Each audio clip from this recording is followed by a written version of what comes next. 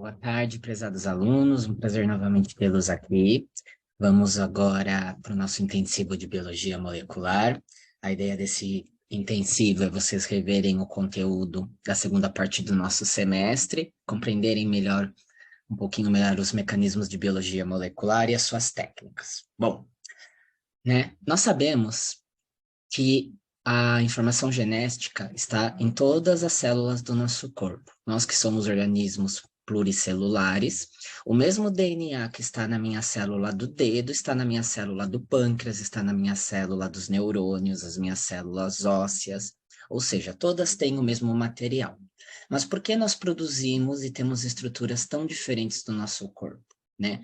Porque, por exemplo, mesmo os genes da insulina estando no dedo, nas células do dedo, por que eu não produzo insulina no dedo e sim no pâncreas? Bom, a questão é que apesar do material genético ser igual e estar presente em todas as células, apenas uma pequena fração desses genes é transcrita, né, basalmente, e a maior parte desses genes é regulada a sua transcrição, ou seja, os genes estão lá, a informação está lá, porém ela não é transcrita em RNA mensageiro em algumas células, só em células específicas. Outra coisa importante da gente lembrar, que devido à organização estrutural, a célula procarionte e a eucarionte é diferente, né? Devido aos processos de maturação, o isolamento das estruturas, esse procedimento é diferente em ambas as células.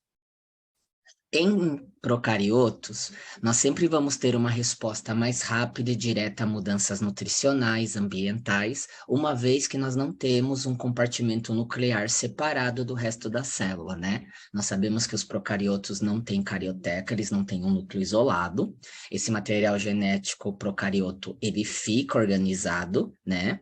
Mas ele não tem uma membrana o separando do citoplasma. Portanto, nos procariotos, assim que o RNA é transcrito, né, pela RNA polimerase, os ribossomos já podem ligar-se a ele e produzir proteínas, gerando uma resposta mais rápida. Enquanto que nos eucariotos, né, nós precisamos primeiro processar, fazer a transcrição desse gene, processar esse gene, né, tirar regiões não codificantes que nós chamamos de introns, adicionar a cauda poli-A, adicionar o cap5 linhas, exportar esse RNA mensageiro para o citoplasma, para que aí ele possa, porventura, encontrar um ribossomo. Considerando todas essas fases do procedimento, né, em eucariotos, nós podemos falar que eu posso controlar o gene a partir da transcrição, determinar quais genes vão ser lidos ou não. Eu posso processar este RNA de maneira diferente, né? Posso tirar introns diferentes, conservar introns diferentes. Eu posso ou não adicionar a cauda poli-A, eu posso não adicionar o cap5 linha, ou eu posso decidir deixar este RNA precursor no núcleo. Já na parte do quando eu tenho o RNA maduro, eu posso regular o processo de tradução. Eu posso impedir que o ribossomo se ligue efetivamente nesse RNA maduro, eu posso degradá-lo rapidamente, né? Eu posso fazer com que esse RNA se ligue a outras estruturas e não possa ser lido pelo ribossomo, né? Eu posso depois gerar uma proteína e eu posso processar essa proteína. Posso fazer uma regulação a nível traducional. Eu posso ativar ou desativar a proteína, modificando ela pelas modificações pós-tradicionais. Eu posso degradar a proteína, eu posso conservá-la por mais tempo, eu posso mandar para diferentes compartimentos, eu posso determinar a sua localização celular, eu posso secretar, eu posso modificá-la para que ela retorne ao núcleo, que ela vá para o lisossomo, que ela vá para o complexo de Golgi e assim por diante. Aqui nós temos que ter dois conceitos muito bem determinados. A expressão gênica constitutiva é aquelas em que os genes têm taxas de transcrição constante ao longo do ciclo de vida da célula, ou seja, esse gene é sempre transcrito de maneira basal, eles têm sempre RNA mensageiro daquele gene presente durante a vida celular. Geralmente são para proteínas que fazem parte da constituição da célula e que precisam ser frequentemente produzidos. E eu tenho a expressão gênica regulada, aquela em que o surgimento, a transcrição do gene só ocorre em determinadas condições devido a estímulos, ela pode ser bloqueada, ativada, ela pode ser acelerada, amplificada ou diminuída. As bactérias também fazem a regulação, né, a nível de expressão gênica. Nós sabemos que tanto genes bacterianos como genes eucariotos têm uma região chamada promotora. É uma região que antecede o gene, é onde vai se ligar os fatores de transcrição e, a partir da ligação dos fatores de transcrição, a polimerase vai reconhecer aquele sítio, vai se ligar e a RNA polimerase vai poder fazer o RNA mensageiro a partir da informação daquele gene.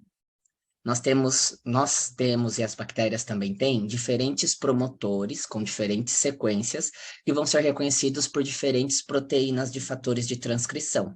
Então, isso também é um modo de controle. Se eu regular a quantidade de fatores de transcrição, ou mesmo o fator de transcrição em cada célula, eu regulo quais genes vão ser transcritos. Por exemplo, se eu tiver o gene do operon LAC e eu não quiser que ele seja transcrito, basta não produzir a proteína responsável por reconhecer o operon LAC. Se eu, por exemplo, tiver um operon, um gene que transcreve, por exemplo, a insulina, basta eu não produzir os fatores de transcrição que reconhecem o promotor da insulina e vão se ligar a ele. E isso é um controle gênico também. Né? Uma coisa que é importante lembrar é que a maioria dos genes procariotos, ou seja, de bactérias, eles são policistrônicos, ou seja, dentro do mesmo RNA mensageiro, eu tenho a informação para mais de uma proteína em sequência, geralmente ligadas à mesma via metabólica. Já em cariotos, geralmente nós temos um RNA mensageiro, tem a informação de um gene. Assim, eu posso como dito anteriormente, regular a transcrição a nível gênico, modificando a presença ou a ausência de proteínas, de fatores de transcrição que vão se ligar ao promotor, mas perto dessas regiões eu também tenho regiões que podem ajudar na minha regulação, né? Eu tenho uma região de ativação, que vem antes do promotor, e eu tenho uma região de operação que é depois. Na região de ativação se ligam proteínas ativadoras, então elas vão fazer um processo de regulação de ativação, e na região do operador eu tenho proteínas repressoras, ou seja, elas vão fazer uma regulação negativa do meu gene. Como isso vai funcionar? Então, a regulação negativa é quando uma proteína repressora se liga ao DNA e ela inibe a sua transcrição. Ao se ligar àquela proteína, o DNA não é lido e a RNA polimerase não consegue fazer o RNA mensageiro. Uma regulação positiva é quando uma proteína ativadora se liga ao DNA e ela facilita a produção do RNA mensageiro. Ela vai promover a sua produção. Então, aqui a gente tem um exemplo, ó. Eu tinha aqui um gene, o DNA, o promotor e a região do operador. Quando a proteína estava ligada aqui, a RNA polimerase não consegue produzir o RNA mensageiro. Portanto, isso é uma regulação negativa.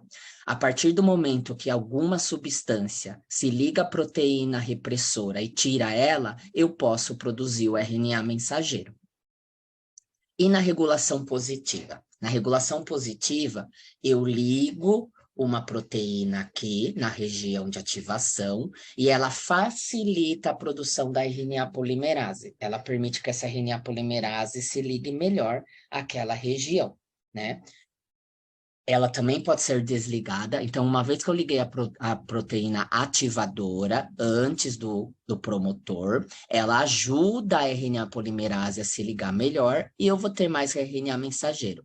Quando essa proteína ativadora sai, aqui no caso se ligou uma substância que retirou ela da região ativadora, eu não tenho a produção do RNA mensageiro. Um exemplo clássico de regulação dessa forma, e às vezes esses sistemas trabalham juntos, em conjunto, é o operon LAC, presente nas bactérias. As bactérias preferem também, muitas bactérias preferem crescer com glicose como fonte de energia para sua célula, mas elas podem usar outros açúcares como a lactose. Mas elas não vão produzir as proteínas da lactose caso exista glicose no meio, porque elas preferem usar a glicose. Neste caso, como que eu regulo esse uso da lactose? Bom, como a bactéria regula? Enquanto tem lactose, glicose no meio, o repressor, uma proteína repressora, está ligada no operador. Como essa proteína está ligada, a RNA polimerase não consegue produzir o RNA mensageiro e não consegue produzir as proteínas para utilizar a lactose. Conforme essa lactose vai diminuindo, a glicose vai diminuindo e eu tenho lactose, a própria lactose se liga na proteína repressora e tira ela do caminho. A partir de agora, a RNA polimerase pode se ligar e transcrever o gene do operon-lac, produzir as proteínas para a utilização da lactose. Então, a própria lactose é o sinal que ela existe no meio de cultura e que a bactéria pode utilizar ela produzindo as proteínas do metabolismo de lactose, né? Aí, a partir do momento que a glicose vai acabando, a glicose, ela leva à produção de um composto chamado CAMP. Conforme menor a quantidade de glicose, maior a quantidade do CRP. O CRP se liga numa proteína chamada CRP. Essa proteína ligada com o CAMP se liga no ativador e aumenta a produção do RNA mensageiro da lactose. Então, isso é um exemplo de uma regulação negativa e positiva ao longo do tempo. Então, enquanto tem glicose, o repressor está ligado no operador. E aí eu não tenho RNA mensageiro das proteínas do metabolismo de lactose. Conforme essa glicose vai acabando, a lactose presente no meio se liga à proteína repressora, tira ela do DNA e agora a RNA polimerase passa a produzir o RNA mensageiro, em pouca concentração ainda.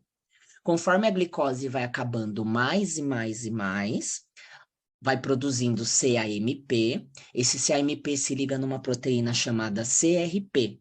Essa proteína se liga à região ativadora, que está antes do promotor, e ela vai acelerar a RNA polimerase, ou seja, uma regulação positiva, aumentando a produção de RNA mensageiro do metabolismo da lactose, fazendo com que a lactose passe a ser agora a principal via metabólica da bactéria, né? E como essa regulação gênica acontece nos eucariotos? Os eucariotos têm diversos sinais reguladores.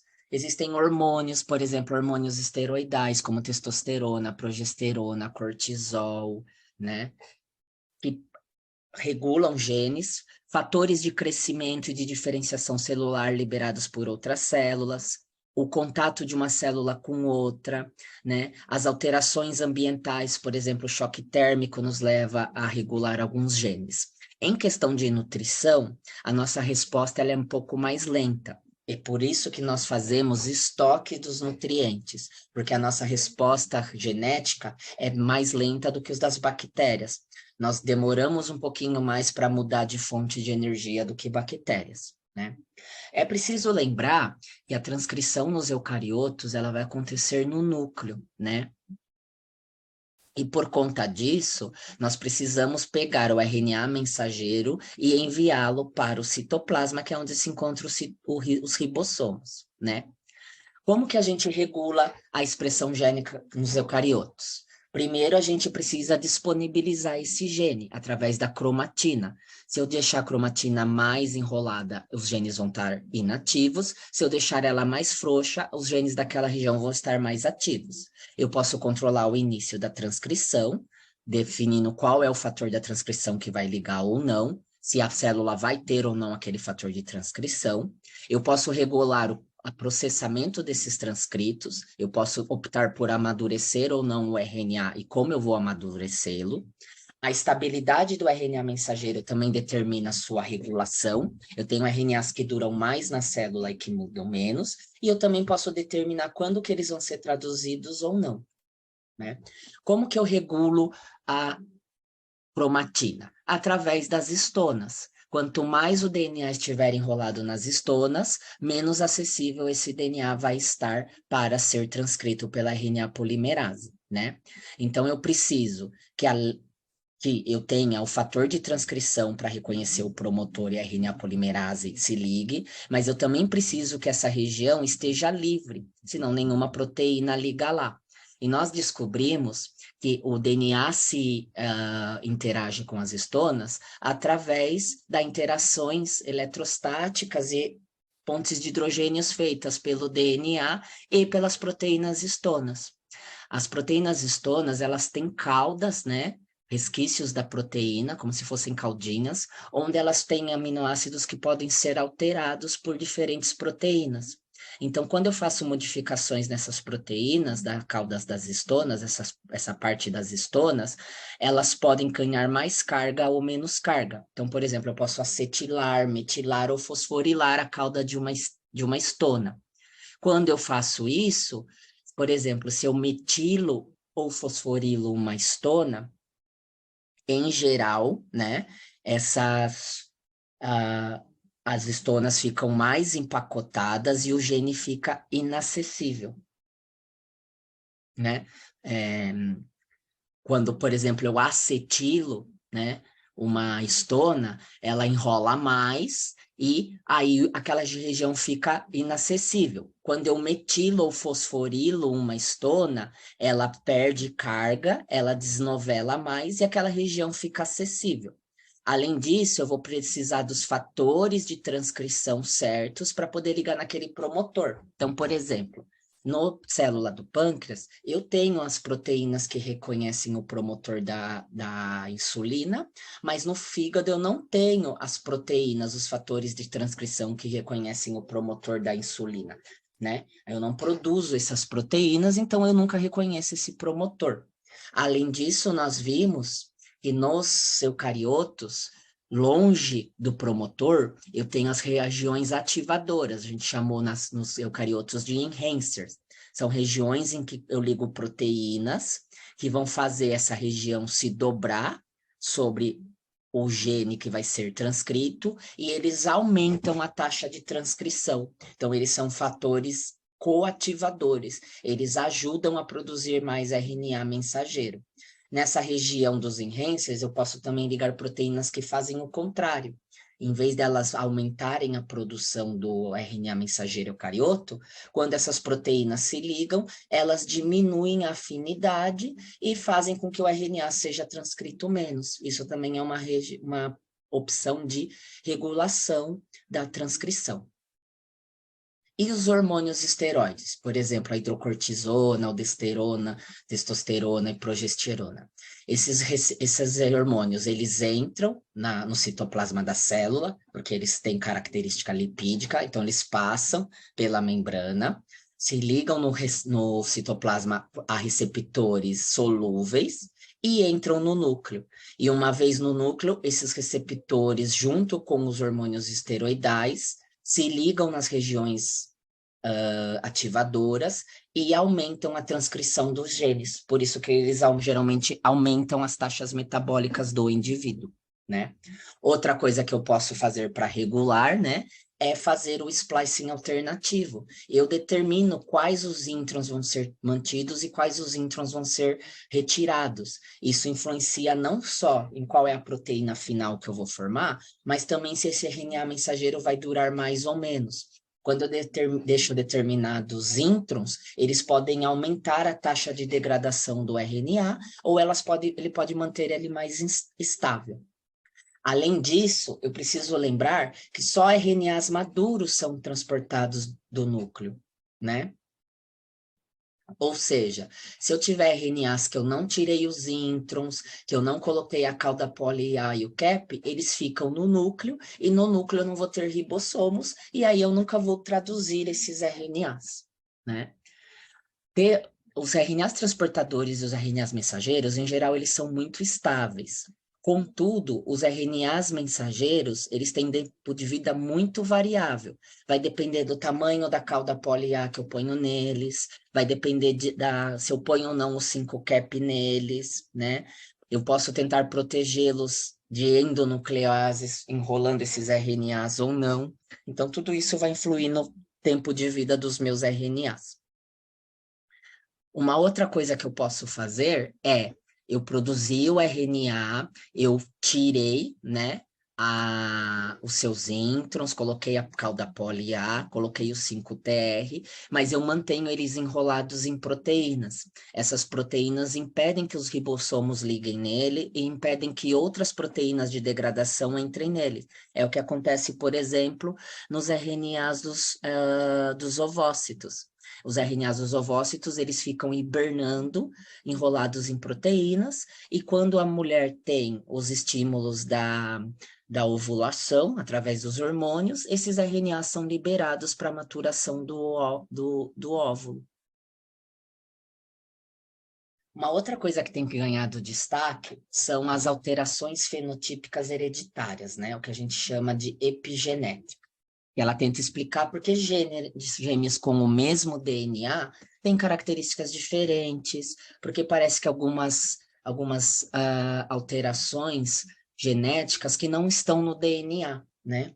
A epigenética, ela estuda as mudanças hereditárias no fenótipo, mas que não são causadas pelos genes, né? Quando eu sequencio os genes são iguais. O que parece é uma mudança na expressão gênica, quando eu comparo indivíduos. E o que isso pode acontecer? O que modifica isso? A própria estrutura das estonas, né? Aquelas caudas, elas podem receber várias alterações, né? Eu posso metilar, eu posso acetilar, eu posso fosforilar, eu posso bectinar. Então, se descobriu uma linguagem das caudas das estonas. Dependendo qual é a alteração que eu faço nessa cauda, aquele meu gene vai estar mais disponível ou menos. Esse código ele ainda não é tão conhecido.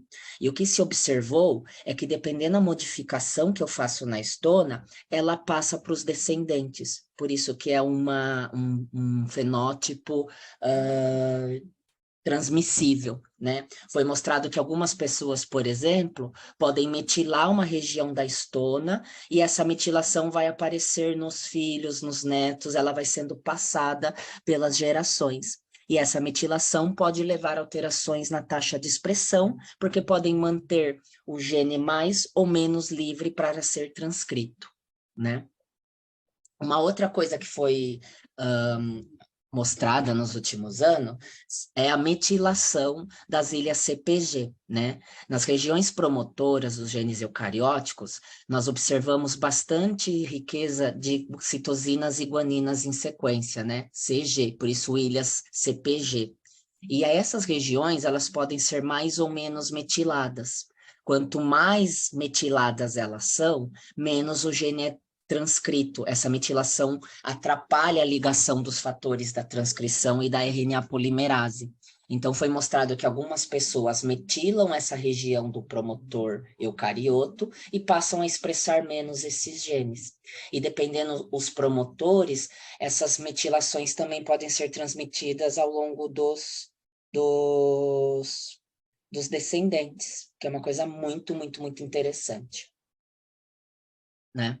É claro que essa metilação ela é feita por proteínas, né?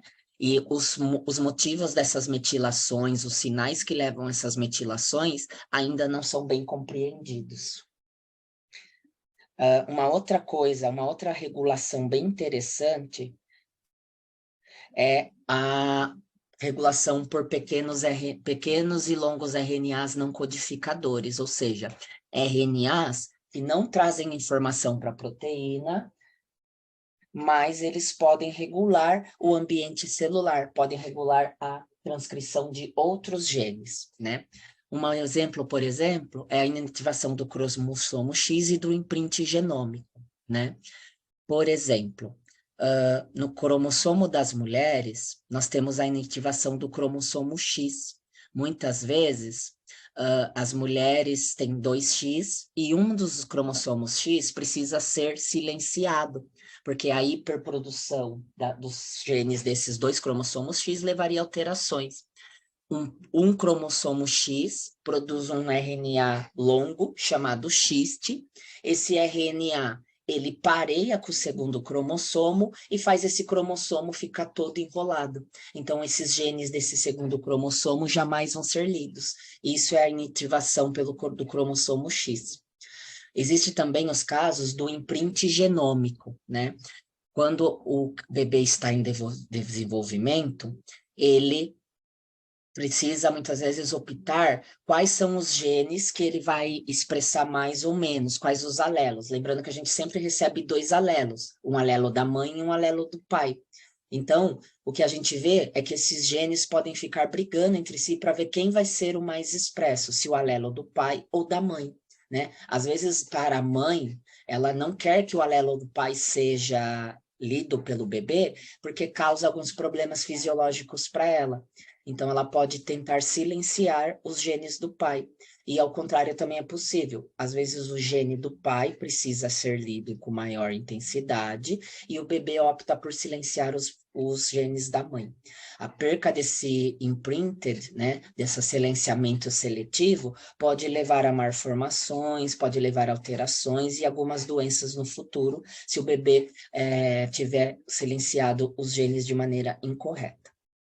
O que também ganhou muito destaque nos últimos anos foram os microRNAs, né? São genes, pequenos RNAs regulatórios. Eles nascem de regiões do RNA que não produzem proteínas, eles são transcritos como RNAs pequenos, né? Eles nascem como geralmente microRNAs, eles dão origem a um pre-mRNA, depois ele é transformado num pré-microRNA, um RNA um pouquinho mais menor. Ele é mandado para o citoplasma, e no citoplasma ele é alvo de algumas proteínas que vão transformá-lo eles em pequenos RNAs de simples fita. Esses pequenos RNAs, eles podem ser complementares a RNAs mensageiros que estão no citoplasma, para a produção de diferentes proteínas.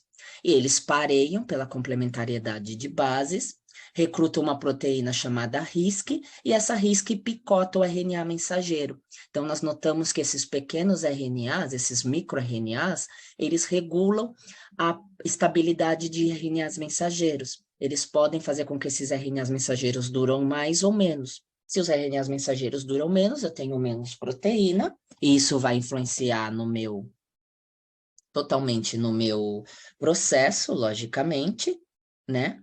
E, além disso, eu também vou ter casos em que esse RNA pode durar mais, porque ele não tem um microRNA para induzir a sua destruição, e eu vou ter mais proteínas durante mais tempo, né? Agora, vamos pensar em todos esses organismos, né? O que que eles têm em comum? Vírus, bactérias, um felino, um cogumelo, eles têm material genético, né? Nós, geralmente, todos os nossos organismos têm DNA e RNA, e os vírus, eles optam por ter o material genético em DNA ou RNA, né? Eles têm um tipo só de material genético. E o que que eles têm em comum? Eles têm em comum também a presença desse material genético, né? Eles podem ter genes iguais, né? Por exemplo, eu imagino que um felino também faz ciclo de Krebs, assim como uma planta pode fazer ciclo de Krebs, um fungo e um homem, e por isso eles têm que ter os genes do ciclo de Krebs, né? E o que que eles não têm de diferente? Bom, isso aqui é uma planta, ela vai ter os genes para fazer fotossíntese, que o homem não tem, que o felino não tem. Então, eu posso, através disso, tentar entender. Mas é importante eu saber que todos esses organismos, independente do tipo, eles têm um genoma, um material genético, que contém os genes que mantêm essas células funcionais. Lembrando que esses genes são feitos de DNA, né? Com exceção dos vírus que podem ter esse material genético de RNA, mas são um caso à parte, e que os ácidos nucleicos que a gente encontra nas células, né, são DNA e RNA. né? Os organismos, é claro que eles apresentam sequências de DNA que são específicas, tanto no tamanho, quanto na quantidade e na distribuição. E o código, né, a sequência que esses nucleotídeos vêm, varia bastante de espécie para espécie, né? Então, aqui eu olho um gene, um pedaço do DNA do Homo sapiens e um pedaço do DNA da Escherichia coli, que é uma bactéria. Eu vejo que eles são diferentes, mas que eles são formados por nucleotídeos, né? E aí, quando a gente ia analisar esses dados, nós tínhamos dois grandes problemas para resolver. Um era saber qual é a sequência, se a sequência era igual para todo mundo ou se a sequência era diferente, e a quantidade de material. Afinal, estou falando do material genético que está no núcleo de uma célula, por exemplo. E essa célula é diminuta, então nós nunca tínhamos material suficiente para análise. A solução para os problemas foi sequenciar, tentar descobrir qual era a sequência desses nucleotídeos e aumentar a amostra para que ela fosse passível de análise. E lembrando que a replicação do DNA, né, ela é feita por enzimas, então eu tenho uma enzima que abre a fita originalmente, uma enzima que faz um pequeno pedaço de RNA para servir como iniciador, depois eu tenho uma enzima, né, a primase, a helicase que termina de abrir a fita, eu tenho enzimas, eu tenho proteínas que se ligam na fita simples para impedir que ela se ligue de novo, eu tenho as DNAs polimerases que vão colocando as sequências de acordo com a fita modelo, certo? Então, o processo biológico de se fazer DNA nós conhecíamos, e aí alguém teve uma ideia de tentar reproduzir esse processo em vitro, num tubo de ensaio. E quem teve uma ideia brilhante, né, foi o Kary Mullis. Ele era um químico, ele ganhou DNA por isso, e ele desenvolveu a reação em cadeia da polimerase. Ele desenvolveu um método para amplificar, para fazer cópias de qualquer DNA em tubos de ensaio. Para isso, o que ele fez?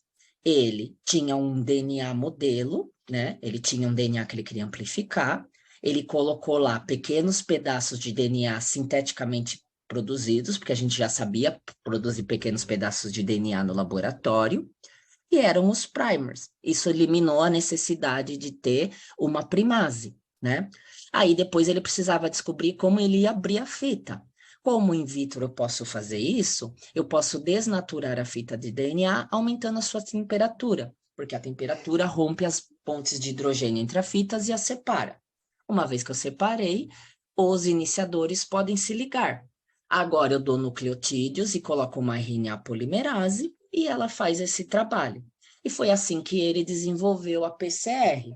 Ele colocou um passo de desnaturação, em que ele aumenta a temperatura para abrir a fita, uma fase de anelamento, onde os primers que ele produziu sinteticamente vão se anelar nas fitas complementares, e uma parte de extensão, onde a DNA polimerase vai pegar nucleotídeos e montar uma fita complementar baseado na fita molde.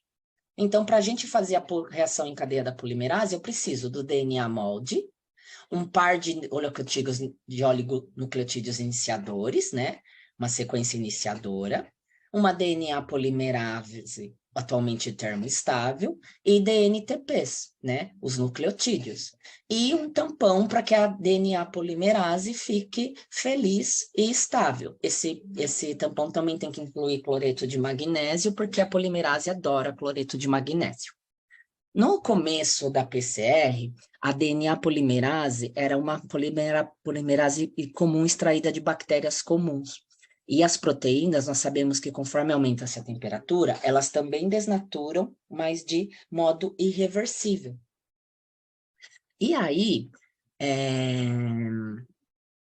o Thomas Brock, né, que era um microbiologista, ele estudava bactérias. Ele descobriu bactérias nos poços quentes de Yellowstone. E essas bactérias vivem num ambiente que pode chegar a 100, 110 as fontes termais. Ou seja, elas precisam ter proteínas estáveis. Então, teve-se a ideia de usar a DNA polimerase dessas bactérias por ser mais estável. Então, eu posso agora aquecer a minha reação para abrir as fitas sem que a DNA polimerase seja destruída no processo. Então, no ciclo da PCR, a gente aquece para abrir as fitas, Abaixa a temperatura para que os primers que eu produzi, eu escolho a sequência, eu peço para uma empresa produzir na sequência que eu quero. Essa sequência, claro, que tem que ser complementar às fitas. Eles anelam por complementariedade de bases. Eu aumento a temperatura de novo um pouco para que a polimerase trabalhe mais feliz. Essa polimerase termoestável, ela gosta de trabalhar geralmente a 72 graus. E ela vai começar a colocar nucleotídeos para fazer a fita complementar. E eu posso reproduzir esse ciclo várias e várias vezes, né? E cada produto gerado ao final do primeiro ciclo pode ser usado como molde para os passos seguintes. Então, eu parto de uma reação em que eu tenho apenas uma fita de DNA, para no final ter várias fitas de DNA. Por isso que a PCR foi tão maravilhosa. Ela te permite sair de pouco DNA, que é geralmente o que a gente tem nas amostras, para no final uma reação que me gera mais de 1 milhão de cópias do mesmo DNA. E o primer, como sou eu que escolho, essa reação é muito específica.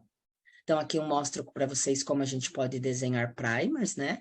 Eu pego as duas fitas. Os primers também tem que ser 5 linhas e 3 linhas, mas eu tenho que pensar que eu tenho um primer que vai alinhar na fita 5 linhas, na de cima, e um primer que tem que alinhar na fita de baixo.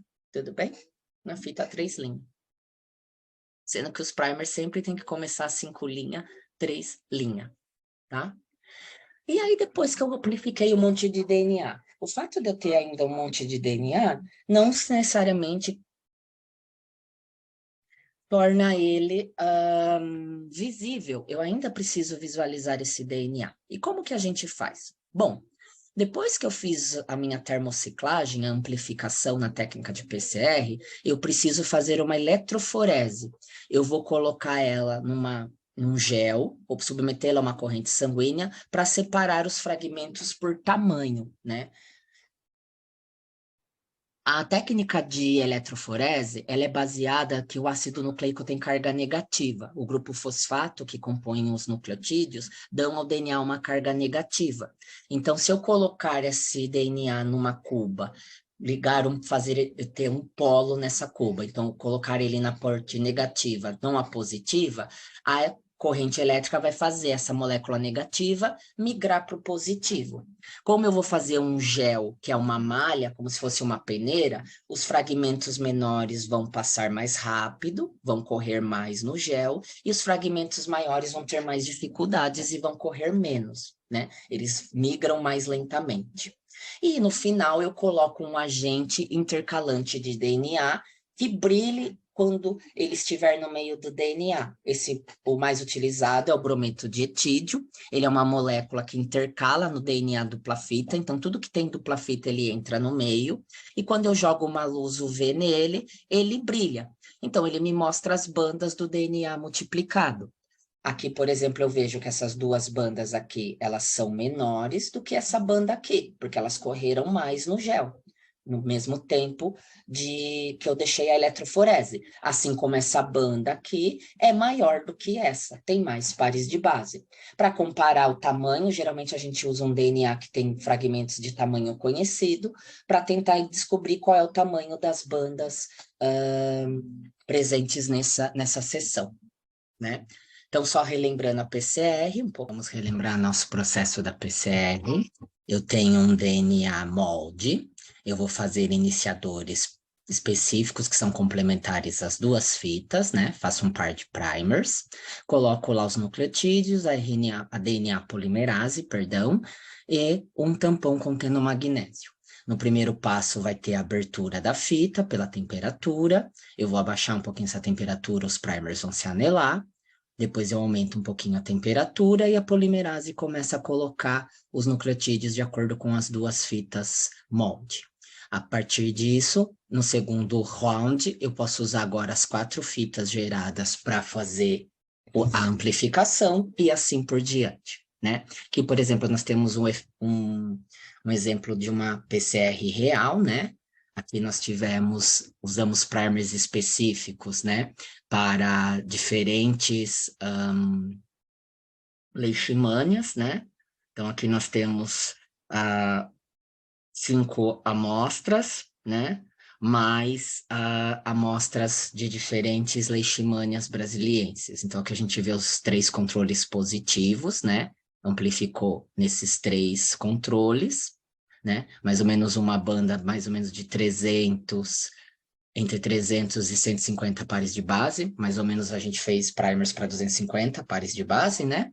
E o controle negativo sem amplificação da base. Então, a gente fez a PCR com os DNAs dos cãezinhos 1 a 5, fez a eletroforese, e aqui a gente vê que o cão número 1 tem, infelizmente, leishmania, porque tem uma base na altura dos controles de leishmania brasiliense, né? Além disso, a gente pode usar a PCR para fazer clonagem gênica, mutação, diagnóstico de doenças genéticas infecciosas, identificação de indivíduos, né? Identificação de organismos patogênicos em alimentos, água, solo, né? Eu posso também tentar quantificar a expressão gênica através da RT-PCR, né? Agora, vamos pensar, numa quantidade enorme de seres humanos, né? Nós somos muito semelhantes e diferentes ao mesmo tempo. Quando eu vejo essas pessoas, eu sei que elas são pessoas diferentes, mas é engraçado quando a gente vai olhar no material genético, né? 97% do nosso material genético é idêntico. Então, como que eu vou saber quem é quem, se qual é a pessoa que realizou um crime ou não, quem é pai de quem? Então, para isso, nós precisávamos dos marcadores moleculares, né? Marcadores são pontos de referência no cromossomo, né? Pontos que eu sei que vão ser diferentes entre as pessoas, mesmo as pessoas sendo tão iguais, afinal elas são homo sapiens, né? Então a gente usou para isso a ideia dos polimorfismos, né? Por exemplo, se eu pegar esses milhos amarelos que são idênticos entre si, eu vou ver que não existe variação genética entre eles, o gene é completamente igual. Isso é um monomorfismo. Mas quando eu pegar milhos diferentes, e são todos milhos, eu vejo que eu tenho uma mudança em alguns genes que diferenciam um milho do outro, embora todos sejam milhos, né? A origem dos polimorfismos são substituições na sequência de algum nucleotídeo, deleções, eu posso deletar algum nucleotídeo, inserção, eu posso inserir mais nucleotídeos. Então, essas são as origens dos polimorfismos. Eu posso criar polimorfismos inserindo ou deletando bases, ou eu posso substituir bases nitrogenadas também, que vão gerar variantes para aquele gene. Existem vários marcadores moleculares, né? Alguns foram muito utilizados no começo da biologia molecular, alguns hoje são pouco utilizados, né? Principalmente hoje em dia, com sequenciamento ficando cada vez mais barato, mas é importante a gente saber, pois eles podem serem usados para outras pesquisas, outras respostas que você possa querer ter na sua vida profissional. Então, vamos lá. A gente vai falar do RAPID, do AFLP, microsatélites e os SNPs. Os RAPIDs, o que eu faço, né? Eu amplifico o material genético pela PCR, né? Eu utilizo primers curtos e aleatórios. Esses primers vão ligar aleatoriamente no genoma e curtos. Esses primers também vão ser aleatórios. Eu vou fazer uma sequência de primers aleatória, né? Esse primer vai se anelar em diversas partes do genoma e eu vou ver a quantidade de lugares em que ele se anela. Então, eu faço lá uns primers, esse primer se anela aleatoriamente, né? Então, ele anelou aqui, anelou aqui, anelou aqui, aqui, aqui, aqui. Então, imagina assim, como eu tenho um primer só se anelando em várias posições, olha o que vai acontecer. A polimerase vai amplificar ele daqui a aqui, daqui até aqui, daqui até aqui, daqui até aqui, daqui aqui, daqui até aqui. Então, eu vou criando fragmentos de tamanho diferente. E depois eu comparo os meus organismos pela presença e ausência de determinadas bases, né? Então, por exemplo, eu sei que esse indivíduo não tem essa região aqui, porque não amplificou. Esse indivíduo aqui é diferente dos demais indivíduos. Então, eu vou comparando as bases geradas, né? Esse é o RAPID, é um polimorfismo randômico, né? Eu desenho primers randômicos e tento identificar os agentes randomicamente entre eles. A outra forma é o AFLP. Nessa daqui, eu vou fazer, né, uma identificação mais assertiva. O que eu vou fazer? Eu vou usar a PCR para poder amplificar uma sequência, mas eu também vou clivar essa sequência amplificada por enzimas de restrição, né? Então, eu vou amplificar seletivamente, eu vou escolher os fragmentos que eu vou amplificar, mas esses fragmentos, eles vão ser clivados por uma enzima de restrição. O que é uma enzima de restrição? A biologia molecular nos mostrou e as bactérias têm enzimas que as defendem contra a invasão de vírus. Essas enzimas identificam nos genomas virais sequências palindrômicas, ou seja, sequências que quando eu leio na fita 5 linha, 3 linha da direita para a esquerda, na outra linha eu leio a mesma sequência invertida. Então, ó, GAATTC, GAATTC. Então, é a mesma sequência da direita para a esquerda, como da esquerda para a direita, perdão, como da direita para a esquerda. Isso é um palíndromo. Essas enzimas, elas reconhecem esses palíndromos e cortam em regiões específicas, né? Um exemplo de palíndromo, por exemplo, é ame o poema. Ó. Ame o poema, ame o poema. É igual lendo nos dois sentidos. E é claro que isso daqui eu posso decidir, né, no meu primer onde vai estar, e eu vou conseguir cortar de tamanhos diferentes. Então, o que a gente faz na FLP? Né? Nós pegamos o RNA genômico do indivíduo, tratamos com 2 enzimas de restrição, né? Elas cortam em regiões diferentes, então elas vão gerar fragmentos diferentes. Então, olha a quantidade de fragmentos que ela gerou.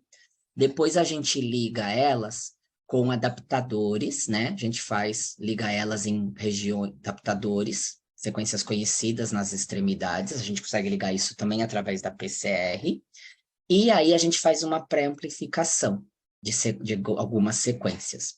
Então, a gente usou um primer aqui e um primer aqui.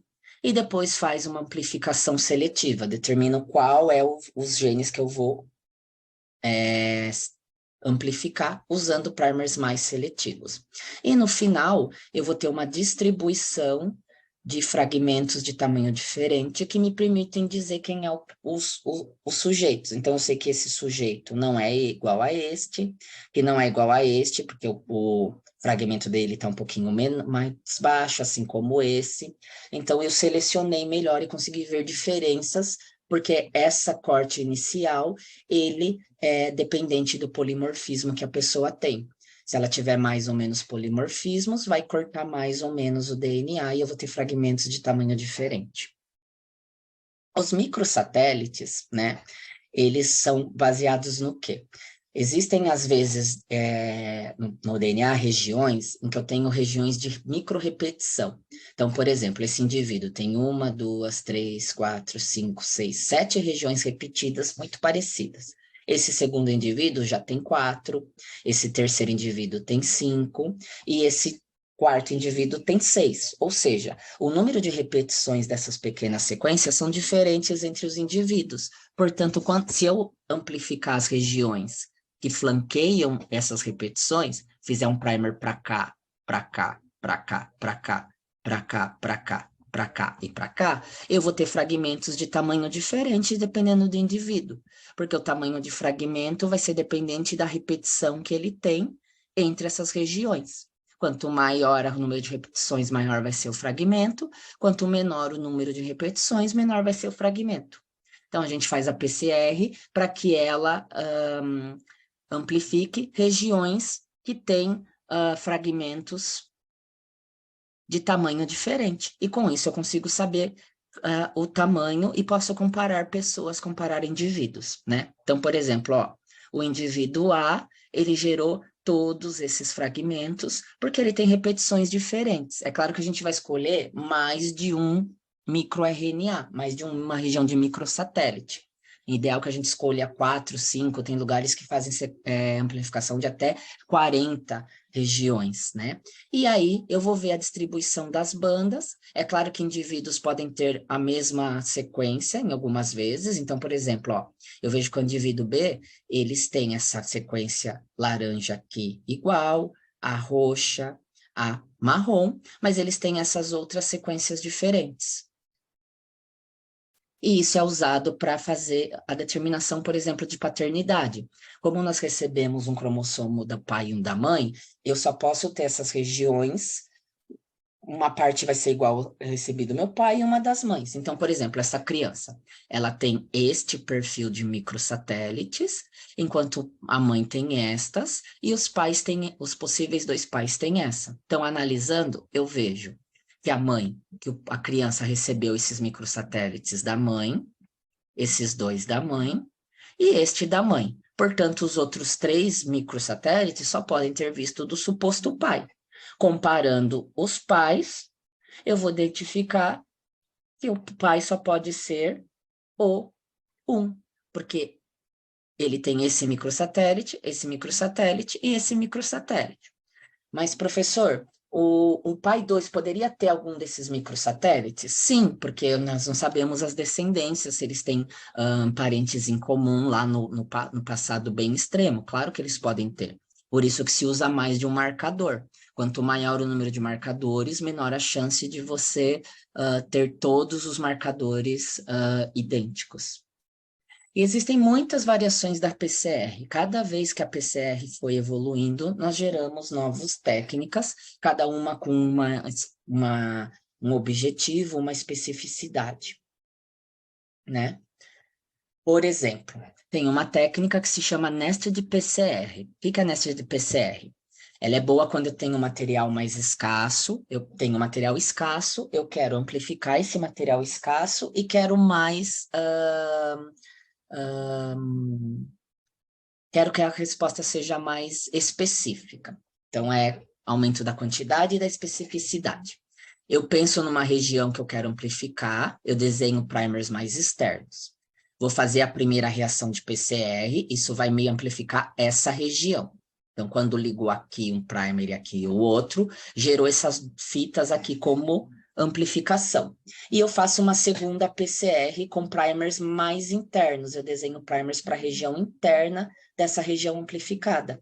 Só vai poder ligar esse segundo primer se eu tiver amplificado com os primeiros. Então, isso vai garantir mais especificidade e maior resultado, porque agora eu vou ter uma amplificação de um material que eu já amplifiquei, né? Então, essa é a técnica do nested PCR.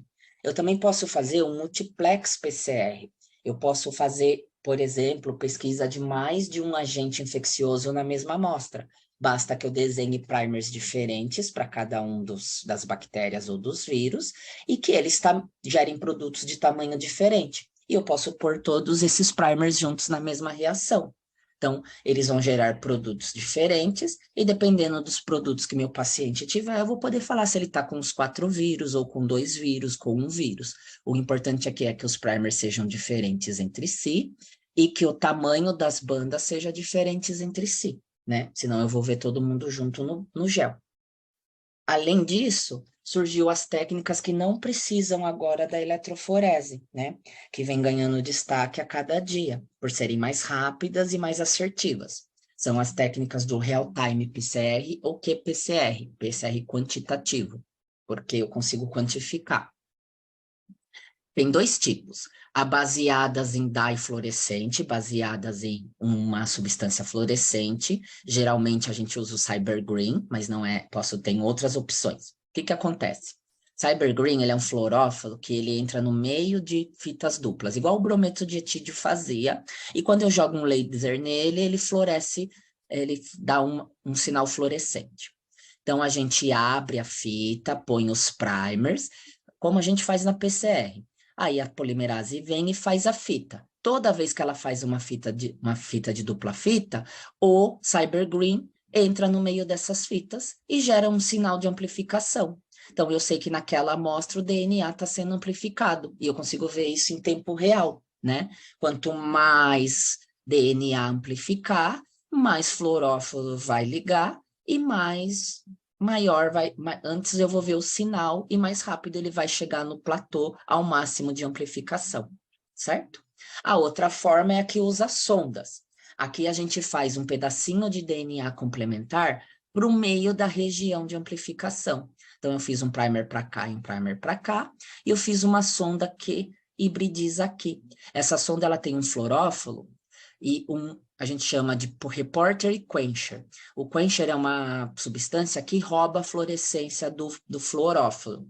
Quando a polimerase está fazendo a fita, ela encontra essa sonda ligada lá e ela quebra a fita liberando o fluorófilo. E aí eu vejo o fluorófilo fluorescer. Então a máquina precisa captar essa fluorescência, né? Isso são as técnicas de PCR em tempo real, baseadas em cybergreen, baseadas em dye fluorescentes e baseadas em sondas fluorescentes.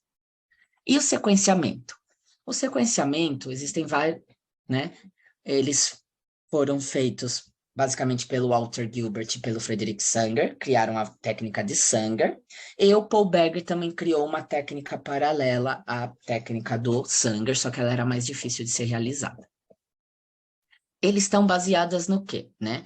O sequenciamento, ele permite identificar a sequência de um gene, de um pedaço de DNA.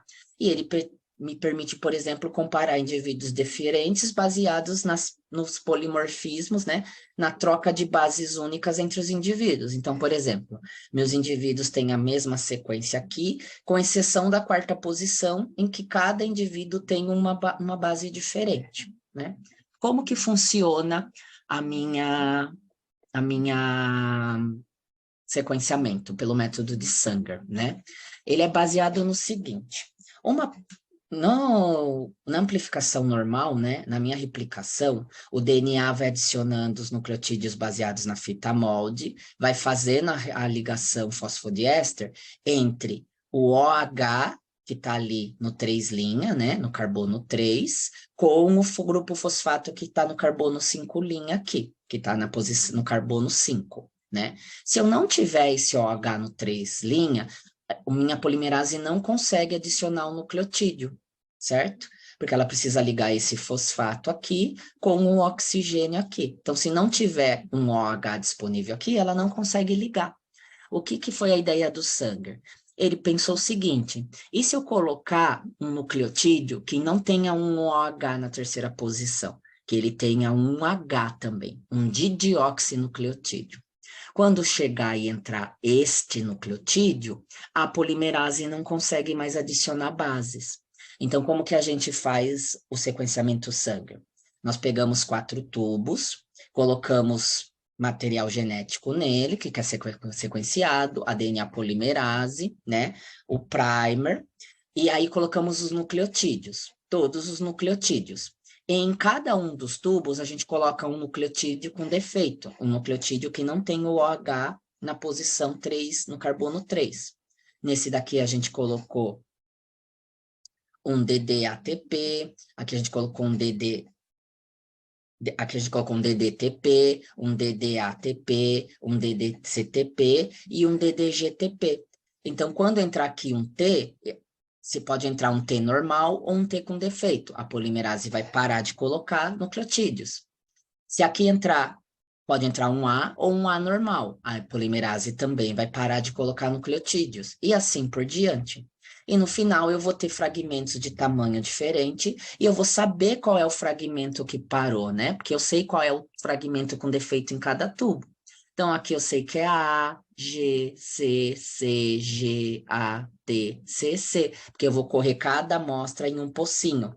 A amostra menor vai ter no final aquele nucleotídeo que estava no tubo. Então, aqui é A, G, C, C, G, A, T, C, C. Essa é a minha sequência, né? Se a gente for sequenciar aqui, por exemplo, ó, A, T, G, C, T, A, C, A, G, T, C, T, A, G, C, G, A, T, certo?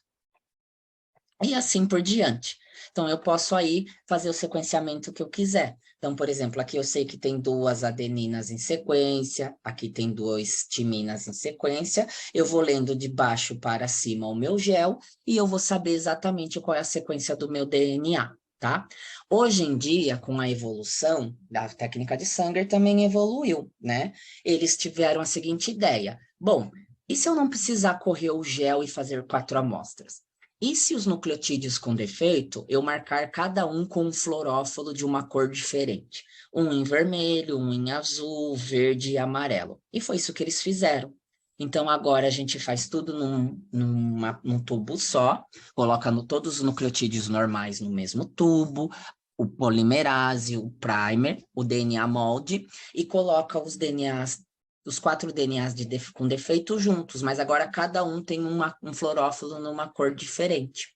E aí, quando passa na máquina, a máquina identifica qual é a cor que aquele fragmento lê. Então, ela soube que passou um fragmento que brilhou em A, que é a adenina, em verde, que é a adenina, vermelho, que é a timina, passou 2, em azul, passou 2 citosinas, adenina, citosina, adenina, citosina, adenina e adenina. E aí a gente tem agora um cromatograma que fica muito mais fácil de ler, e mais rápido e mais confiável em ler, né? E aí, é claro que isso foi evoluindo. Hoje, por exemplo, nós temos máquinas que leem com outras ideias, né, de outras maneiras, eles leem, e outras técnicas que aumentaram o poder do sequenciamento, o comprimento do fragmento que eu consigo sequenciar. Por exemplo, o pirossequenciamento, ele está baseado no quê? Eu quebro o meu DNA, faço uma PCR de emoção e ligo esse DNA em umas bidzinhas, né?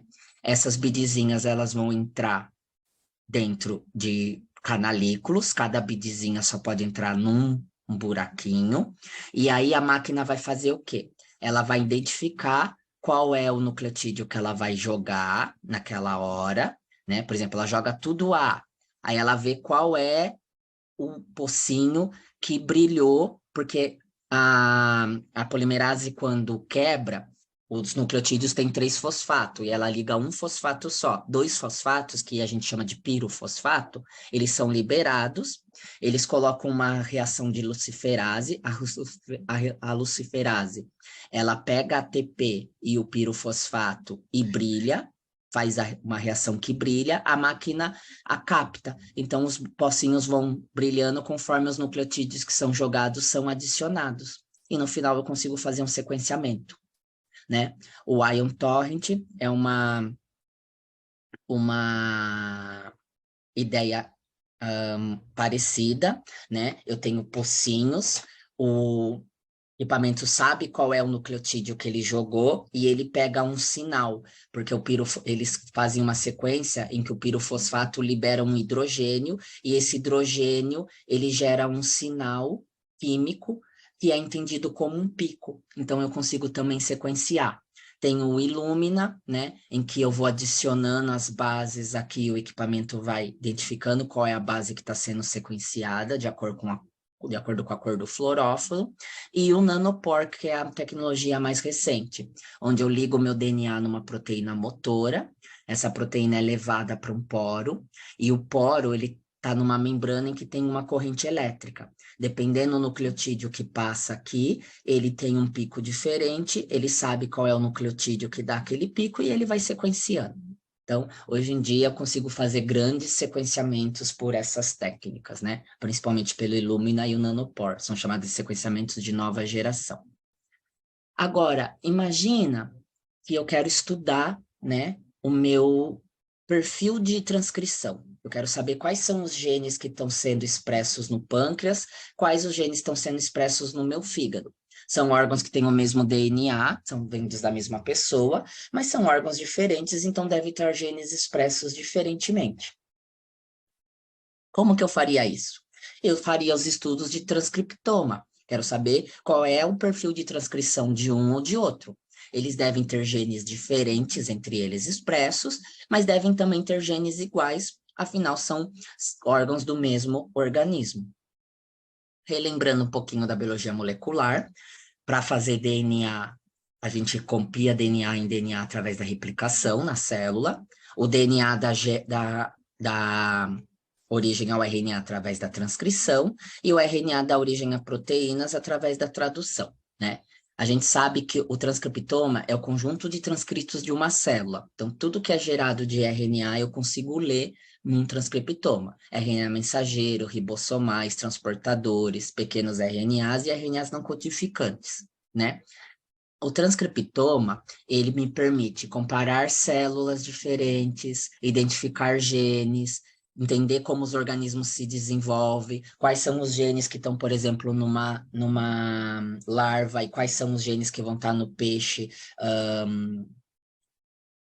maduro, ou seja, por exemplo, eu posso pegar e comparar um girino com o sapo maduro e ver quais são os genes que estavam presentes no girino e quais são os genes presentes no sapo adulto. Eu posso tentar entender virulências de micro-organismos, então comparar duas bactérias para saber por que uma é mais patogênica que outra. Eu posso tentar compreender quais os genes alterados entre duas células, por exemplo, num câncer ou numa doença genética, né? Como que eu estudo o transcriptoma de uma célula? Primeiro, eu preciso extrair todo o RNA da célula, né? Então, eu vou extrair o RNA dessa célula e eu vou tentar quantificar esses RNAs, certo? E fazer uma comparação. Só que aí a gente tem um problema. Por quê? O RNA, o transcriptoma trabalha com RNA, mas a técnica de polimerase, ela amplifica DNA. Então, como que eu faço para amplificar RNA? Bom, aí a gente usa uma modificação viral, uma coisa que os vírus fazem, que a gente não faz, como uma ferramenta no laboratório. Alguns vírus, eles têm o que a gente chama de transcriptase reversa. Eles tinham uma enzima que transforma RNA em DNA, e a gente usa isso a nosso favor. Então, a gente pega o RNA de uma célula, coloca num tubo de ensaio, dá para ela DNTPs, dá também oligonucleotídeos, primers, e coloca a transcriptase reversa. A transcriptase reversa vai pegar esse RNA que se anelou com os meus primers e vai transformar eles em DNA de dupla fita, que a gente vai chamar de cDNA, porque é um DNA complementar. Eu posso fazer isso separadamente e depois fazer a PCR, num processo de 2 passos. Então, primeiro eu transformo o RNA em cDNA, e depois eu pego esse material e faço uma PCR, mas hoje em dia eu também posso tentar fazer tudo isso de uma vez, a gente chama de one-step PCR. A gente pega, extrai o RNA, transforma ele em cDNA e já faz a PCR no mesmo tubo, na mesma reação. Tudo bem? Aqui, por exemplo, é um exemplo de um RT-PCR no COVID. O COVID era um vírus de RNA. Se a gente tentar amplificar ele diretamente, não vai amplificar porque ele não tem DNA, ele tem RNA. Então, a gente precisava fazer uma reação de transcrição reversa primeiro, transformar o RNA do vírus em cDNA. E aí, a partir disso, eu faço amplificação para ver se teve amplificação ou não. Então, por exemplo, aqui são todos do 97 até aqui são pacientes que positivaram, né, para o COVID. Esse paciente não positivou, ele não estava contaminado, e aqui é o meu controle positivo para ver que tinha material genético na amostra, certo? Esses pacientes de baixo também, nenhum deles positivou, certo? Eu também usei a técnica de qPCR, né? A técnica de qPCR pode ser acoplada a uma reação de transcrição reversa. Então, o que a gente faz? A gente colocou a transcriptase reversa na amostra, ela transformou o RNA do vírus em cDNA, e a partir do cDNA a gente colocou uma sonda fluorescente que se ligava ao cDNA do vírus. Então, quando tinha o vírus, amplificava, a sonda era quebrada e florescia. Então, eu sei que, por exemplo, esse paciente em roxo tem mais vírus do que o paciente em vermelho, que tem mais vírus do que o paciente em azulzinho claro aqui. Então, tem amplificação de diferentes pacientes aqui nessa amostra, né? Ela também permite eu comparar células. Por exemplo, aqui é uma célula beta do pâncreas com um hepatócito.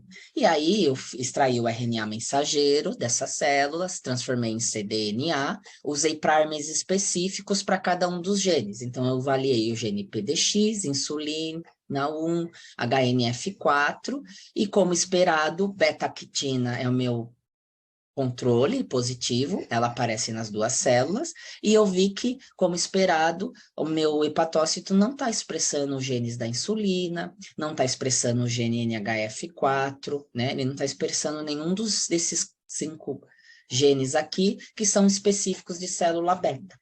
Mas ambas as células têm beta-quitina, que forma o citoesqueleto de células eucarióticas. Aqui também foi uma RT-PCR para avaliar a expressão de genes ao longo do tempo numa cultura bacteriana. Então, a gente viu que o RAP1 aqui, ele não aparece no começo da cultura, aparece a partir de 3 horas da cultura, alguns genes aparecem mais. Isso aqui foi um teste de virulência bem interessante, né? Mas e se eu precisar avaliar muitos genes de uma célula, né? Se eu tiver uma célula que tem muitos e muitos genes, como que eu faço? Vou fazer um gene por vez, né? Então, a gente levaria muito tempo, seria inviável eu, por exemplo, avaliar 300 genes de 2 tipos de célula ou 400 genes de 6 tipos de célula. Para isso, a gente pode usar uma técnica que foi muito famosa tempos atrás, é o microarray, né? O que é o microarray? Microarray, a gente faz um chip de DNA, a gente extrai o RNA das células que a gente quer comparar, de 2 células, né? É uma técnica que permite compartilhar 2 células de uma vez, né? O que eu faço? Eu isolo o RNA da célula, então eu isolei o RNA da célula saudável e da célula doente. Quando eu for transformar em cDNA, eu coloco nos primers, né? Eu coloco fluorófilos, verde para a célula saudável e vermelho para a célula doente.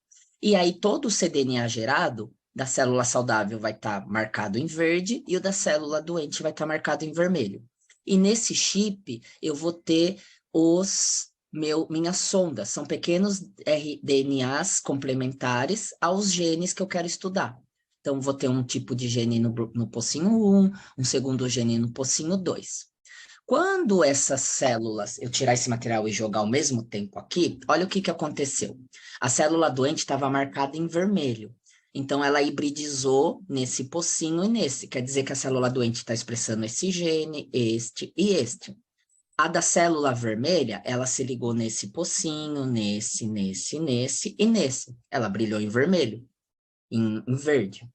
E quando as 2 células expressam o gene, eu vou ter o DNA vermelho e verde na mesma pocinho. Isso vai me dar mais ou menos uma cor azul, amarela no equipamento, perdão.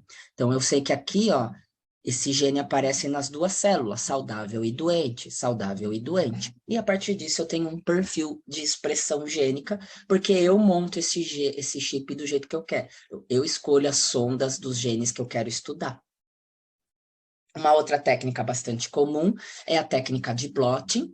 O blotting é fazer o quê? Eu corro um gel, posso correr géis de DNA, proteína, e eu vou transferi-los para papel de celulose ou para papéis de raio-x para poder marcar as proteínas que eu quero estudar ou ver o tamanho das proteínas ou os genes que eu quero estudar. Eu posso hibridizar eles com sondas únicas. Quando a gente faz a transferência de DNA, a gente fala que é um Southern blot, que foi a pessoa que desenvolveu a técnica, era o Southern, e aí deram um sobrenome dele em homenagem à técnica.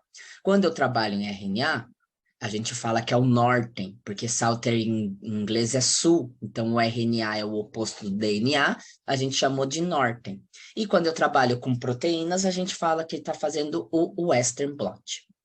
Hoje em dia, com os equipamentos de nova geração, eu posso sequenciar o RNA.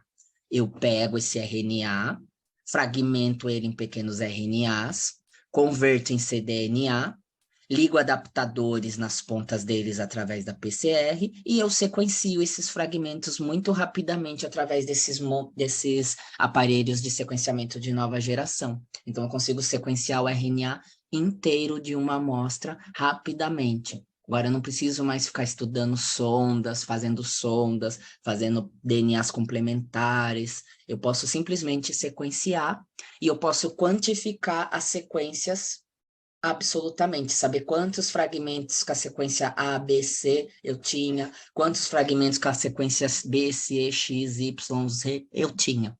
Então, isso a gente chama hoje de RNA-seq, é o sequenciamento de RNA, que tem feito com que as outras técnicas de estudo de transcriptoma, seja o microarray, seja o RT-PCR, sejam cada vez menos usadas. Vamos falar um pouquinho de clonagem, então, né? Por que nós queremos clonar genes, né? Todo mundo, quando pensa em clonagem, pensa que clonar é fazer um ser humano inteiro, um organismo inteiro, né? A gente sabe que lá nos anos 2000 teve a Dolly, que foi o primeiro mamífero clonado, né? Com essa complexidade, mas a verdade é que a clonagem de genes, ela já data lá dos anos 70, né? Nós já clonamos genes há um tempinho, né?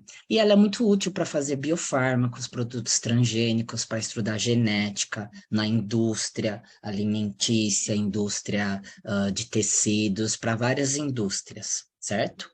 A genética está em todos os campos da nossa vida, né?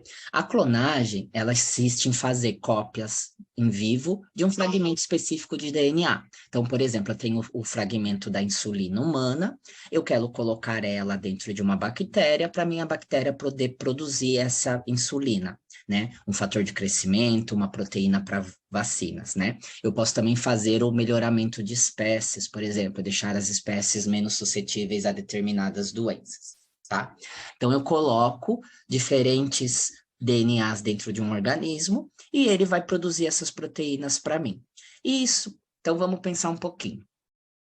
Nos nossos DNA, existem todos os genes que vão resultar na transcrição nos RNAs mensageiros, e esses RNAs vão gerar as minhas proteínas. Então, a informação está no DNA, ela é transcrita para o RNA mensageiro, e o RNA vai falar para o meu ribossomo qual é a sequência de proteína, de aminoácidos que deve ser colocada para formar aquela proteína. Quando eu olho diferentes células, uma célula de uma planta eucariótica e uma bactéria, eu vejo que todas elas têm a fábrica que eu preciso, que é o ribossomo. Eu tenho ribossomo aqui, eu tenho ribossomo aqui e ribossomo aqui. Então, basta eu dar o RNA mensageiro e os aminoácidos que ela vai produzir a proteína que eu quiser.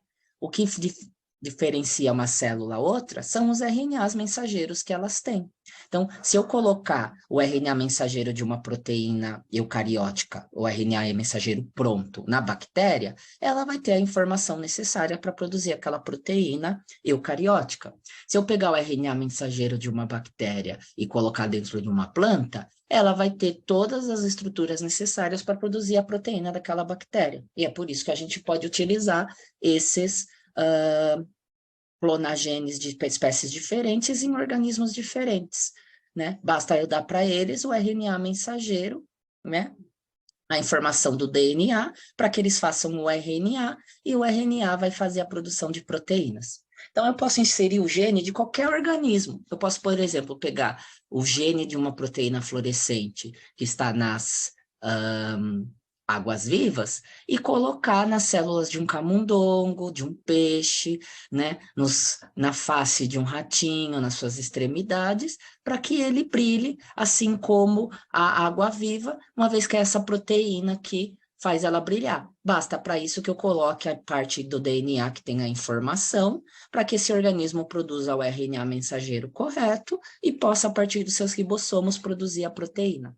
E é assim também que nós fizemos, por exemplo, os organismos transgênicos, né? Como que a gente criou o organismo transgênico? Durante muito tempo, por exemplo, a produção de milho foi muito afetada, porque a gente sabe que as larvas que geram borboletas e mariposas se alimentavam das plantações, das plantas que geram o nosso milho. Mas aí se descobriu que tinha uma bactéria que produzia uma toxina que a larvinha comesse a folha que continha essas bactérias, ela morria por causa da toxina da bactéria. E aí a ideia foi, por que não colocar essa proteína, essa toxina, na minha folha, fazer com que a própria planta produza essa toxina, porque se a larvinha for comer, ela vai morrer, ela não vai gerar borboletas que não vão colocar mais ovos e com o tempo eu vou conseguir eliminar essa praga da minha lavoura. E foi isso que a gente fez. A gente colocou a toxina do Bacillus thuringiensis nas plantas, né, no milho. Agora as folhas da planta do milho produzem essa proteína, que uma vez que se eu tiver a larvazinha lá e a larvazinha comer essa folha, ela vai morrer e não vai deixar descendentes. E como é uma proteína, quando eu me alimentar desse milho, o meu organismo vai degradar essa proteína para absorver, e essa toxina é extremamente segura para a gente, porque na verdade nem vai existir a toxina no nosso organismo, porque eu vou destruir ela no meu processo digestivo. Eu posso escolher qual é onde eu vou produzir a minha proteína recombinante, né? A gente pode usar células mamíferas, células de inseto, células de levedura, bactéria, algas, e até mesmo posso usar sistemas livres de célula, onde eu coloco ali na minha placa de cultura o RNA já pronto, e eu coloco lá aminoácidos e ribossomos, e eu vou ter a obtenção de proteínas ali. Existem várias técnicas de clonagem, né? Existem as clonagens baseadas em restrição e em processos de recombinação, né? Eu vou explicar com mais detalhes os processos de restrição. Então, eu pego o DNA, né? Que eu tenho interesse, o gene que eu tenho interesse, eu amplifico ele de uma maneira que eu possa cortar suas extremidades com enzimas de restrição, e eu vou ligar ele a vetores, que são os plasmídios, né? O que é um plasmídio?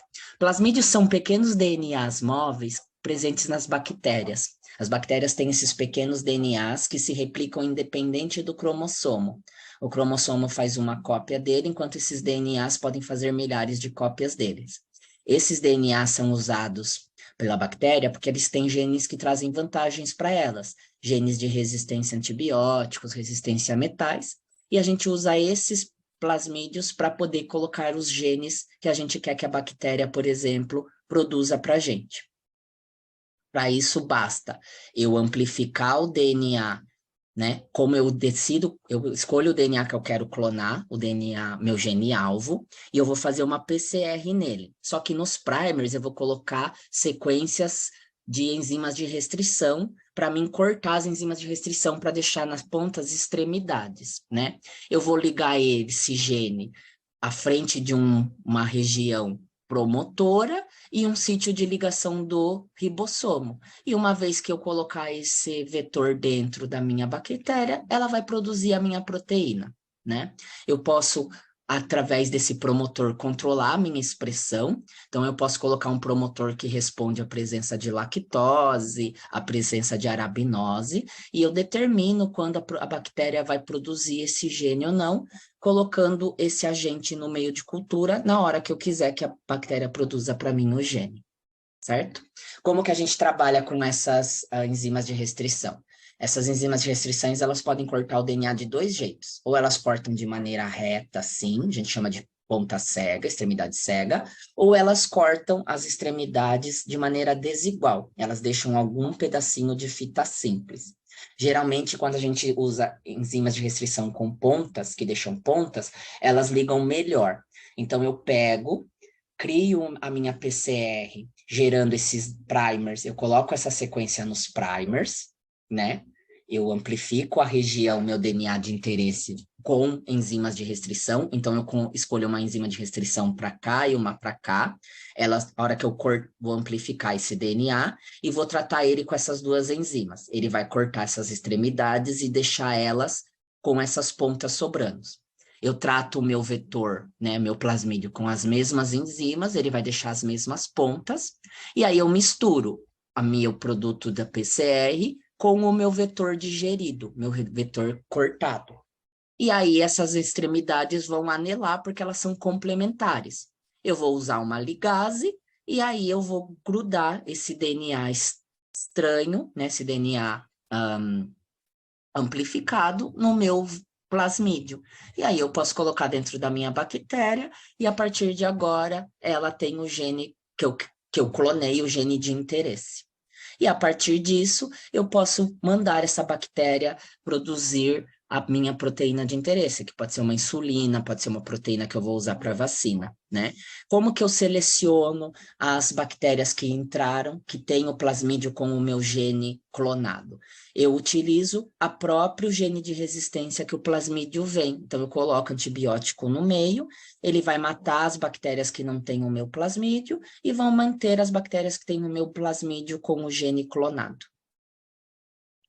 E aí depois eu vou passar pelos processos de produção da proteína e depois eu vou precisar purificar essa proteína. Eu preciso lembrar que dentro da célula, por exemplo, dentro da bactéria, não vai ter só minha proteína, vai ter milhares de proteínas. E eu vou ter que começar agora a usar características da minha bactéria, por exemplo, eu quero minha proteína que tenha camisa azul listrada, calça azul comprida e botas. Embora várias pessoas aqui tenham roupas listradas, a única pessoa que tem uma camisa listrada e está usando calça é esta pessoa aqui. Então, eu posso separar ela do meio. E é assim que a gente vai separar a proteína que foi produzida pela bactéria.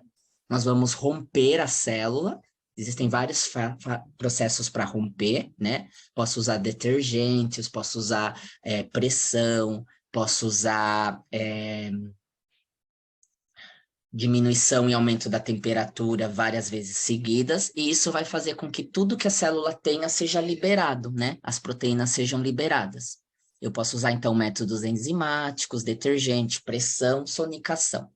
E depois eu vou usar a purificação. As purificações são baseadas nos processos de cromatografia, né? Esse é um processo que foi descoberto para separar cores, em que cada cor vai se separando por causa do tamanho da molécula da cor, e a gente usa isso para poder separar as proteínas. Um dos processos de purificação de proteínas é a explosão molecular. Eu separo a proteína pelo tamanho. Eu tenho bids com buracos de tamanho diferente, e as proteínas grandes não vão entrar em nenhum dos buracos, então ela vai sair primeiro, enquanto as moléculas pequenas saem depois. Por quê? Elas entram nessas regiões mais vezes do que a molécula grande, então elas vão saindo por último porque elas são atrasadas. E eu consigo separar as proteínas pelo tamanho dessa forma. Primeiro vão sair as grandes, em segundo as de tamanho intermediário e, por último, as proteínas de tamanho menor. Eu também posso separar elas de acordo com a interação hidrofóbica delas. Eu tenho proteínas que são mais hidrofóbicas e menos hidrofóbicas. E eu uso uma resina que também é hidrofóbica. Quanto mais hidrofóbica for a proteína, mais forte ela vai ligar. As proteínas que não forem vão passar direto, e conforme a proteína for mais fraca, ela vai soltar depois, a média solta por terceiro, e aquelas que se ligam bem forte vão se soltar por último da minha resina hidrofóbica, né? A gente usa aqui para liberar essa interação hidrofóbica sal. Então, a gente começa a alta concentração de sal, né? A alta concentração de sal faz com que essa proteína se ligue mais forte, e depois a gente passa uma solução com cada vez com menos sal. Então, vai soltando a proteína de acordo com a interação hidrofóbica dela. Quanto mais leve a interação, mais rápida ela se solta. Quanto maior a interação, mais vai demorar mais para ela se soltar da coluna. E assim eu consigo separar as proteínas. Eu também posso usar o que a gente chama de troca iônica, né? Através do pH do tampão, eu posso dar uma carga positiva ou negativa para a proteína. Eu determino a carga que ela vai ter. E aí eu uso uma resina que seja o oposto. Então, se eu deixei a minha proteína negativa, eu uso uma resina que é positiva. Positiva vai interagir com o negativo, né? Se eu deixei a minha proteína positiva, eu uso uma resina que tem carga negativa. Então, olha aqui nesse exemplo. Eu tenho uma resina que está positiva, então eu vou trabalhar num pH que deixa a minha proteína negativa. Todas as proteínas positivas vão passar direto, não vão se ligar. A minha proteína tem carga negativa, ela vai ligar. Outras proteínas com carga negativa também vão ligar, mas elas podem não ligar tão forte como a minha proteína. Quando eu começar a passar aqui uma substância que anule a carga da minha proteína, ela vai começar a soltar. Primeiro ela vai soltar as que se ligaram menos, e por último ela vai soltar a minha proteína que tem a carga mais forte. e com isso eu separo ela. Eu também posso fazer o processo de afinidade. Posso utilizar alguma coisa na proteína que se ligue especificamente a um composto. Por exemplo, durante a minha clonagem, eu posso colocar na frente da minha proteína ou atrás da minha proteína uma caldinha com 6 histidinas, porque sou eu que desenho o primer. Então, eu desenho um primer que tenha 6 histidinas. Isso a gente chama de tag. A histidina, ela tem afinidade por níquel. Então, eu coloco lá uma bead que tem um monte de níquel, e aí a minha proteína vai se ligar ao níquel, porque ela tem essa cauda de histidina. Todas as outras proteínas não têm, elas vão passar reto, e a minha proteína vai ficar ligada. Depois eu uso um composto que tire a minha proteína e libere ela. E dessa forma eu posso purificá-la. Essa caldinha de histidina a gente chama de fusão. Eu posso colocar várias fusões, existem vários tipos. Algumas aumentam a solubilidade da proteína, tornam ela mais solúvel. A calda de histidina facilita a purificação, por exemplo. Algumas fusões aumentam a expressão. Algumas permitem eu detectar. Eu posso, por exemplo, grudar minha proteína com a GFP para que ela brilhe fluorescente. Então, vai depender do que eu quero fazer com a proteína, qual é o meu uso depois. E a clonagem, né, a tecnologia do RNA recombinante permite a gente fazer todos esses processos, porque além de eu poder clonar, né, amplificar o gene específico, como eu desenho os primers, eu posso determinar tudo que vai na frente da minha proteína ou não. Eu determino a sequência que tem lá, então eu posso até grudar proteínas diferentes juntas. E por fim, para terminar nossa aulinha aqui, eu queria falar um pouquinho sobre as ferramentas de edição genômica. Nosso sonho sempre foi editar o genoma humano. Nós sabemos de várias doenças que são causadas por mutações no genoma. Algumas delas a gente sabe onde está o erro. O problema era corrigir esse erro. E com o tempo surgiram algumas ferramentas interessantes para a gente tentar cortar os lugares certos. A gente já conhecia as enzimas de restrição que cortam DNA, mas elas não cortavam no lugar que eu queria, elas cortavam lugares aleatórios. Agora a gente tem ferramentas que podem tentar ligar no lugar certo. Uma delas são os zinc fingers. Zinc fingers são proteínas que se ligam ao DNA, né? E eles têm uma parte da proteína que se liga também ao zinco, por isso que são chamados de dedos de zinco, né? O que é interessante? Cada zinc finger, cada proteína dessa, reconhece 3 pares de base. Então, a sequência da proteína do zinc finger reconhece 3 pares de base diferentes. Então, eu posso montar módulos de proteínas, 4, 5, 6 proteínas, uma junto da outra, que vão reconhecer uma sequência de DNA específico. E na ponta dela, eu coloco uma enzima que corta o DNA. Então, eu consigo direcionar qual é a parte do DNA que eu quero cortar, certo? É claro que é um processo que não é tão fácil de ser feito, porque eu tenho que produzir 5, 6, 4, até 8 proteínas em sequência que reconheçam a cada 3 nucleotídeos na minha sequência, né? Então, isso tem um trabalho de clonagem, de desenvolvimento, de planejamento muito grande. Uma outra opção é os TALENs. TALENs são fatores de virulência que foram identificadas na bactéria que causa doenças a plantas chamadas xantomonas. O que os pesquisadores descobriram?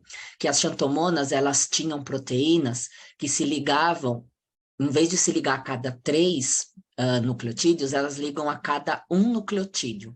Então, um tail liga num nucleotídeo. Se eu colocar vários tailens um do lado do outro, eu posso determinar qual é a sequência que essa ferramenta vai escolher. Então, olha aqui, eu coloquei eles numa sequência que vai reconhecer G, T, C, A, G, T. Quanto maior a sequência, maior a especificidade dela reconhecer. E na ponta eu coloco uma enzima que corta o DNA e eu vou, através disso, determinar exatamente qual é o lugar que ela vai cortar. E, por final, surge agora, para revolucionar nosso entendimento, né, o CRISPR. O CRISPR ele é o sistema imune das bactérias, né? Se descobriu que dentro de uma cultura bacteriana, algumas bactérias resistiam à infecção por fagos, elas não morriam, e elas se tornavam imunes ao fago. Aquele mesmo fago não conseguia mais infectar elas. Estudando-se o que era o que acontecia, elas tinham um sistema, né, de proteínas que quebrava esse DNA do fago e colocava ele no DNA da bactéria entre espaçadores. Então, aqui ela inseria uma sequência do fago, aqui ela seria outra sequência e outra sequência, no meio de repetições aqui, para esse gene não ficar ativo. Uma vez que o fago tentava de novo infectar a bactéria, ela gerava RNAs dessas pequenas partes que ela já conhecia, alinhava com o DNA do fago e vinha uma proteína chamada Cas e quebrava o DNA do fago, e com isso o fago não podia se replicar. Então a gente começou a usar isso agora para edição genômica. A gente dá um RNA guia, um RNA que se alinha à sequência que eu quero cortar. Esse RNA, ele alinha com a sequência do DNA que eu quero cortar. A Cas9 reconhece esse RNA guia e vai vai cortar o DNA naquela região específica. Então, eu consigo agora direcionar exatamente qual é o lugar do DNA humano que eu quero cortar. E hoje em dia a gente tem usado isso para retirar genes, colocar genes sadios no lugar, colocar genes mutados, para entender como se faz a regulação. Eu posso, por exemplo, identificar uma região e fazer a Cas ligar lá e ligar nela a proteínas repressoras, proteínas ativadoras. Eu posso induzir alterações epigenéticas, eu posso tentar trocar bases, ligar ela num GPCE, numa GFP, para ela identificar para mim a localização daquele gene. Então, dá para fazer várias alterações com o CRISPR-Cas para poder fazer estudos de biologia molecular.